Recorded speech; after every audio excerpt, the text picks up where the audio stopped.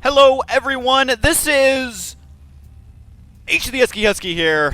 Let's see if I can do the hotkeys correctly. Oh, man, I am messing this up, guys. Oh, boy, look, here we are, deja vu. Hello, everyone. This is HuskyStarcraft here. I hit the wrong hotkey, so it restarted the replay. And, anyways, we are... Oh, do we have a Pink Terran? I am rooting for you, Pink Terran. Top right side is going to be Root Kitty, who I've actually recently cast on my channel here, so good to see him playing in another game as well. But he is spawning as Pink Terran, which I cannot help but root for a pink player.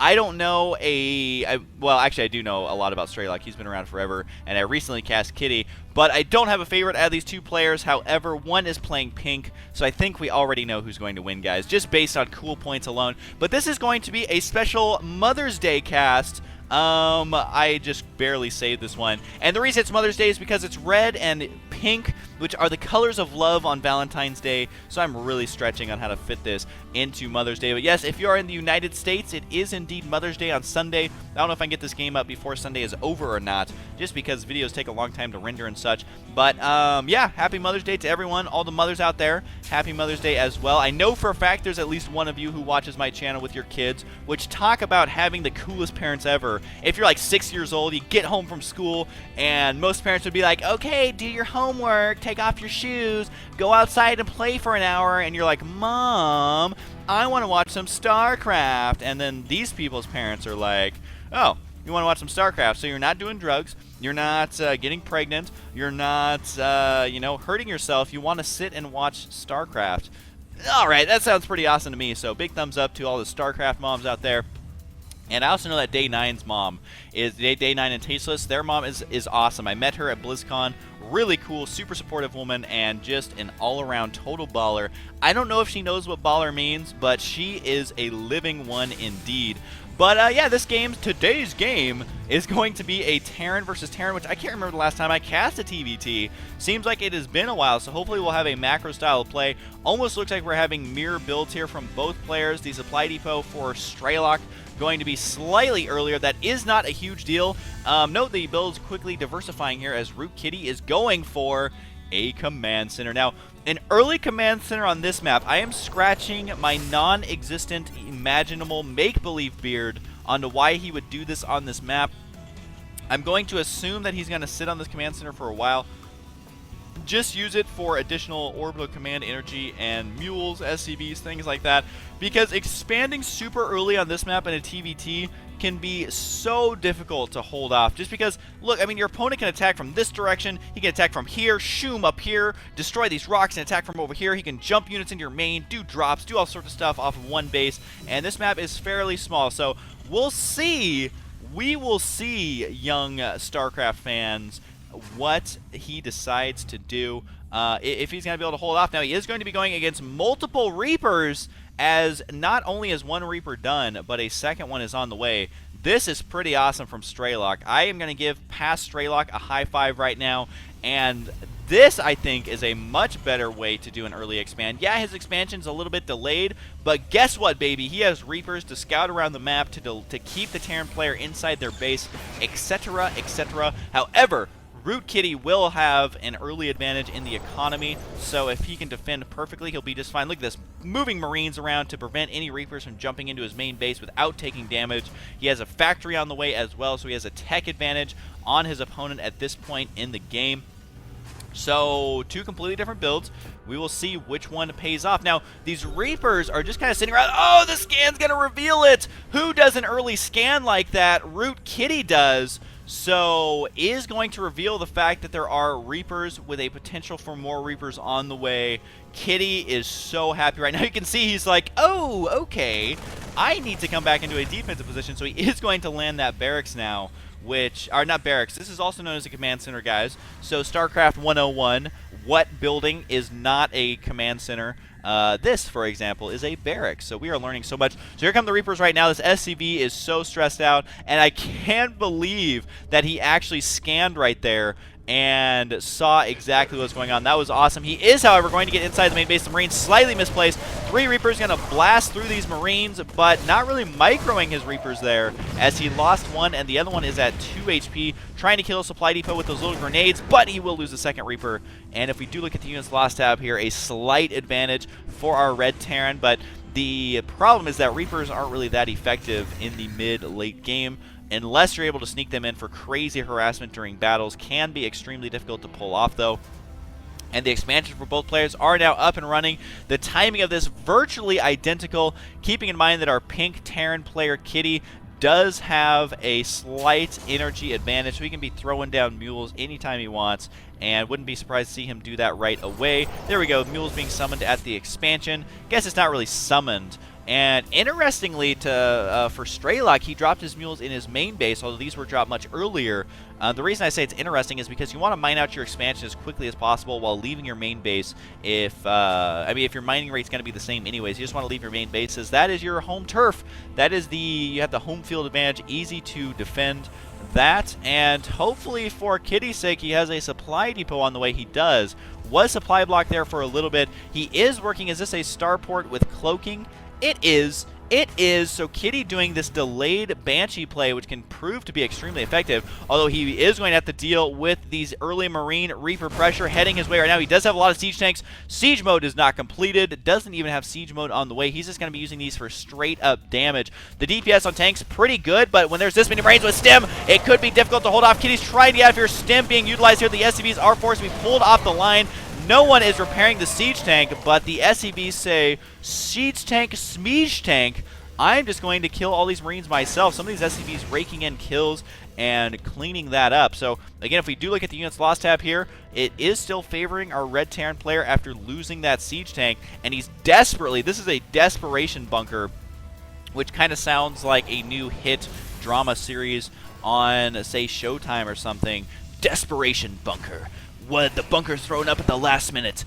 It was only created to stop an initial rush, but will it be enough? So the Banshee got to be harassing these Marines here. No one is sitting by the tower, and they do stim to grab that tower, but the Banshee cloak is done, and this is going to force, it looks like Kitty or Strelok to back up, but no, he is just going to sit right here. But I mean, these Marines are taking a lot of damage, and he's not going to be able to two-shot the Marines just because of the fact that they do have that combat shield now. But going up against this Banshee is so annoying. Just needs to keep it away from the Marines for a scan. Strelok caught completely in the center of the map, taken by surprise. This shows you the power of a delayed Banshee, as it can take your opponent by surprise. Because, I mean, look at this. Strelok was like, okay, I'm going to make a bunch of barracks units and push out. You can see the 3 barracks is completed, as well as 2 factories. Not sure what he plans to do with this, but he planned to put on pressure there. But now if we look at the units lost tab, oh ho ho, it is now going to be tied up here, and now he's slowly pulling ahead just by killing off these Marines. Is that a second Banshee that we see? The answer is yes. 2 Banshees on the field. This one will have cloaking. He needs to be careful not to fly into the missile turret, which he is going to fly into that missile turret. Get out of there, Banshee. It was not meant to be, however. That Banshee getting sniped immediately. Supplies do show 89 to 87, now 90 to 87, but so worker count does favor Strelok. He is getting his 3rd base earlier, I believe. Yes, much earlier on that base. So if he can keep this alive, again, it is an additional mule for him, so he will have a slight advantage.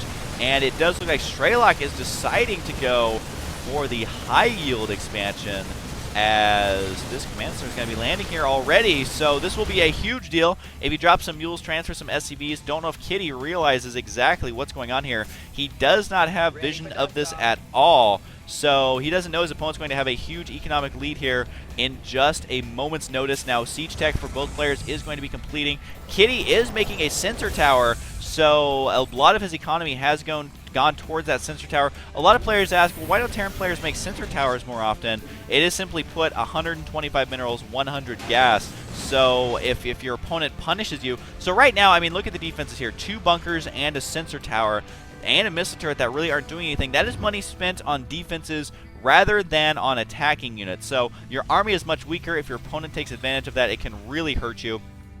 And one thing I've noticed about sensor towers is I feel like when your opponent in a TvT makes a sensor tower, you're like, well, great. Now I have to make a sensor tower, mister. And so that's exactly what we're seeing is Strelok putting the sensor tower here in a location that will be difficult to destroy that tower when the attack commences, just because it's kind of guarded by this huge open hole in the earth right there. But right now, looks like Rook Kitty decides to engage here. Siege tanks are sieged. They are a little far back, so he needs to make sure to be careful here. And it's got to come down to siege tank positioning at this battle.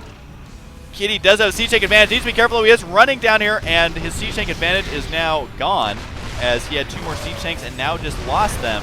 So production does show 2 siege tanks on the way. That really sucks for Kitty right there, as you need to keep those alive. SCB is repairing these ones back up to full HP, and Kitty sees, well, there is a high yield expansion completed for my opponent. Perhaps, just perhaps, I should make my high yield expansion as well. So these rocks are going to be destroyed and taken out, so that is going to be gone, and lots of mules being dropped here at the high yield expansion. You want to mine this bad boy out as quickly as you possibly can. And interestingly enough, to me, Strelok has made this into an orbital command, which I guess in Terran versus Terran is better to make it into an orbital, just because the siege tanks will be bombarding it from afar. Command center, you are going the wrong way. Turn around and land at the high yield expansion. I don't think he realizes this has not landed. He is instead engaging down here. Nice siege tank positioning here. He will get the advantage in this battle, which siege tank positioning is a huge deal in TvT, but what is also a huge deal is he stemmed his Marines premature and has not landed his high yield expansion quite yet. Just now going to be getting that. You can see the income double that for Kitty, or not for Kitty, but for his opponent, Strelok. So Strelok is going to be trying to run up here with all these units. The siege tanks are not siege. It looks like our pink Terran player will be able to hold off here, but more reinforcing Marines will change the tide of the battle. Point defense drone does need to go down, at least zapping the Marauder here for a little bit, keeping these siege tanks alive. And Planetary Fortress is not done. He is not upgrading it there. So a back and forth battle here in the center. No one being a decisive winner in either of these battles. Look at the amount of resources lost. Strelok getting pretty ballsy with these siege tanks. He is now in range of this geyser, which is a huge deal, and is forcing a Planetary Fortress here for Kitty, which is not what you want. You want to be able to be mining from here with a third orbital command, but it was just not meant to be. He has been producing Vikings this entire time, which means no Mo medevacs if they are in range of those Vikings. Not able to snipe that medevac, which is almost out of energy anyway. But these units are going to be engaging over here. Looks like the siege tanks may be dropped, or not dropped, but siege on the low ground. Not quite sure what his plans are with that. But the Vikings are spotting the siege tanks over here. Who's going to win this siege tank battle? One Marauder sacrificing himself there to keep these siege tanks alive as long as possible. Sacrificing the Marines, I'm assuming for the same reason, but was it worth it? I think the answer is no, as they're just barely out of each other's reach. It looks like they're in range, but they really are not. Kitty may back up just slightly here. Right, is he going to back up just slightly here? I honestly have no idea what he's going to be doing right now. But both players still in pretty good shape. Units lost here going to favor Kitty in that he has killed a couple more units. Could land these Vikings if he wanted to. I think he apparently does not want to, but Kitty wisely moving up here, it looks like, to take out 2 more siege tanks. The Vikings really paying off for themselves here. You can see Strelok trying to make the Vikings of his own, but he is going to be at Viking disadvantage the entire time. Kitty trying to get position here. Who's going to siege up first? So it looks like it will be Kitty. 2 siege tanks now siege before his opponent, which will allow these Marines to just melt away. And Strelok is not going to be able to hold this, it looks like, although doing a surprising amount of damage. Wow, he did clean that up, and okay, there's the GG from Kitty. So doing a lot of damage. I thought Kitty was going to be able to barely hold on, but let's just take a look really quick. During all of that action, Strelok took his 4th base, took his 5th base, kept this expansion fully saturated, almost completely mined out, had a major attack over here. Oh, this is why, because these siege tanks were just sieging up, and we're going to destroy that side. So completely outclassed by Strelok in this game. I just realized how well Strelok played in that game. That was a lot more lopsided than I originally noticed, just because there was so much action, but during all the action, Kitty fell behind in the macro a great deal. Strelok being a complete powerhouse in this game. Production facilities like crazy. He had 5 barracks right here. He did queue up a few mini units, but also having more barracks right here with reactors nearly done. 3 factories right there, while his opponent only had 2 factories. And is this 3 barracks that entire time? Yes, only 3 barracks. Now, he did have a reactor starport, but these Vikings were just sitting here doing nothing. I mean, look at this. This is why a lot of Terran players don't make Vikings anymore, because what is this amount of Vikings going to do at this stage of the game? This is why you see a lot of Marine siege tank now, is if you go for too many Vikings, they are completely nullified. We had 2 more Vikings on the way, by the way. So his money was much better spent by Strelok, and his macro during those big battles was crazy. It was crazy good. And the reason I say that is, like, for example, Kitty, while he was trying to land this high yield expansion, he was focused on this battle over here. His expansion was sitting in the air for at least 15 to 20 seconds, and that is not a good situation, showing Strelok's micromanagement and multitasking to be much better than Root Kitty in this game. So I hope you guys enjoyed it. A TvT, I have not cast one in quite a while, and so I wanted to watch one to see what is what. So I hope you guys enjoyed, and I will see you guys next time.